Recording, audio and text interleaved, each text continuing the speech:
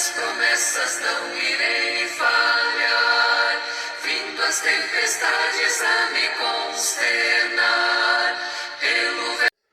Nós temos um dos apóstolos chamado Lucas, o Dr. Lucas. Ele escreveu tanto o Evangelho de Lucas quanto escreveu o livro de Atos. Tem uma parte no meio do livro de Atos que nos chama a atenção. Ele vai falar de dois homens, no capítulo 16 de Lucas, no versículo 19. Ele vai falar de dois homens, um rico, abastardo, tinha tudo aqui nessa vida. Também ele fala de um mendigo, que não tinha o que comer, ficava esperando cair alguma migalha, para que ele pudesse comer. E ainda fala no texto que ele e as suas úlceras, os cães vinham lamber as suas úlceras. Acontece em um dia morrer esses dois homens, e a Bíblia nos ajuda a compreender que um foi levado por meio dos anjos, nem teve como alguém sepultá-lo, não sabemos o motivo, foi levado por anjos até o seio do pai Abraão. Mas o rico, esse foi feito um sepultamento digno, porque tinha dinheiro. Pronto, os dois saíram da vida aqui nesse mundo. Já estão fora daqui, como nós vemos tantas cenas, né? Morre alguém, leva em terra e ele some daqui. Ninguém vê ele mais andando, não fala mais com ele. É assim com os nossos entes queridos, com qualquer outra pessoa, nossos amigos. É assim, morreu, a gente derrama lágrimas, mas é sepultada a pessoa, ali deu o último adeus dessa vida aqui. Com esses dois não foi diferente. Um foi sepultado e o outro fala que foi os anjos que levou. Ótimo, pronto. Mas, enquanto um que sofreu tanto nessa vida, apanhou tudo que tinha aqui, parece que ele tinha uma diferença no seu entendimento. Ele esperava em Deus dias melhores. Ele esperava em Deus que o sofrimento nessa vida é por pouco tempo. Enquanto o outro queria aproveitar o máximo, tinha tudo nessa vida e não se preocupou após a partida daqui. Pois bem, quando esse homem rico sai daqui, eles vão para lugar diferente. Diz que um vai para o sofrimento e o outro vai para os seios de Abraão. Seios nós sabemos que é lugar de conforto. Você já prestou atenção? Às vezes você está brincando com uma criança, daí a pouco ela começa a chorar e você entrega para a mãe e a mãe coloca aqui. A criança sente que está segura, seios da mãe.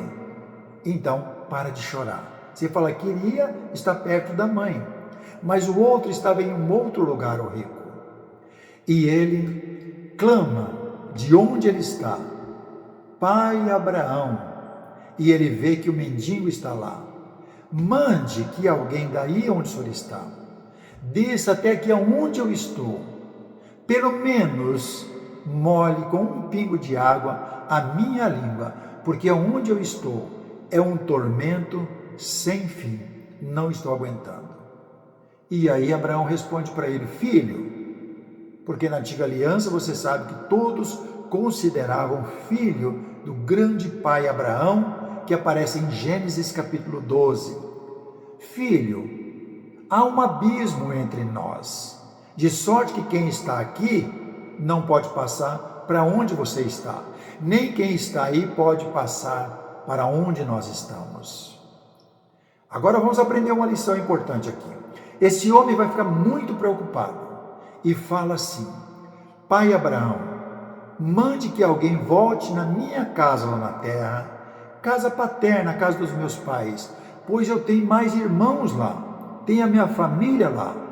Eu não quero que eles venham para esse mesmo lugar, que alguém vá e pregue para eles que existe um Deus, existe um lugar de tranquilidade, de prazer, de alegria sem sofrimento. Abraão responde, filho, não há possibilidade.